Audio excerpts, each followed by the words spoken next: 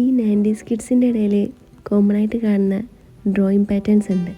അതിൽ പെട്ടതാണ് ഒരു ലവ്, അതിൻ്റെ നടുകൂടെ ഒരു ആരോ, അല്ലെങ്കിൽ ഒരു കൊമ്പിൽ 2 കിളികൾ, ഓരോ നടുവിലായിട്ട് ഒരു ലവ്. അന്ന് വെറൈറ്റി പിടിക്കുക ഇന്നത്തെ പോലെ പിൻട്രസ്റ്റും യൂട്യൂബൊന്നും ഇല്ലല്ലോ. ഒരാൾ എന്തെങ്കിലും ചെയ്ത് കണ്ടാൽ അത് ക്ലാസ് മൊത്തം കോപ്പി അടിച്ച് അന്നേ ദിവസം ഇയാളാവും ക്ലാസ്സിലെ ഹീറോ. അതൊക്കെ ഒരു കാലം. വെറുതെ ഇരുന്നപ്പം മൈൻഡിലോട്ട് കയറിക്കൂടിയ ചിന്തകൾ ഒരു ക്യാൻവാസിലോട്ട് ആക്കിയാലോ എന്ന് ഓർത്ത് അപ്പോൾ തന്നെ ടെക്സ്ചർ പേസ്റ്റ് മിക്സാക്കി ഞാൻ എൻ്റെ പണി തുടങ്ങി.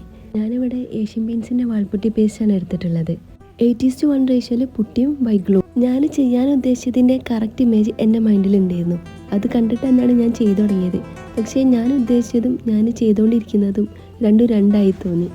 പിന്നീട് എനിക്ക് മനസ്സിലായി, നമ്മൾ എത്രയൊക്കെ നൊസ്റ്റാൾജിയയിൽ ജീവിച്ചാലും നമ്മളെ കറൻറ്റ് സിറ്റുവേഷനും കറൻറ്റ് തോട്ട്സും ഒക്കെ ആവും നമ്മളെ കൂടുതലായിട്ട് ഇൻഫ്ലുവൻസ് ചെയ്യുക. അതിൻ്റെ ഫീഡ്ബാക്ക് ഉണ്ടാവും നമുക്ക് ഫസ്റ്റ് ഔട്ട്പുട്ടായി കിട്ടുകയും ചെയ്യാം. പേസ്ട്രി ബാഗ് പ്രത്യേക രീതിയിൽ കട്ട് ചെയ്തപ്പോഴാണ് എനിക്ക് ഡിസൈൻ ചെയ്യാൻ പറ്റിയത്. അതെങ്ങനെയാണെന്ന് ഞാൻ നെക്സ്റ്റ് വീഡിയോയിലിടാം. നമ്മളെ വീഡിയോസൊക്കെ ഇഷ്ടപ്പെടുകയാണെങ്കിൽ സബ്സ്ക്രൈബ് ചെയ്ത് കൂടെ കുടിക്കുക.